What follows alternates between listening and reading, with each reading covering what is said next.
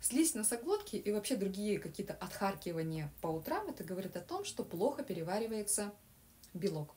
Белок – это такой набор бусинок, где каждая бусинка – отдельная аминокислота.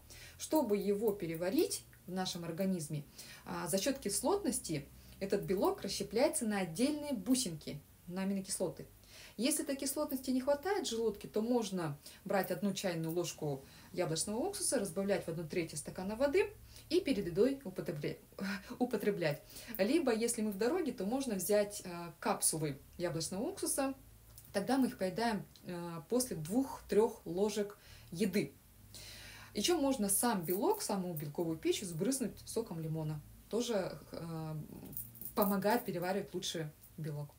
Если у вас тоже есть вопросы по здоровью и хотите получить ответ моими глазами клинического нутрициолога, то пишите в комментариях, обсудим в следующих видео.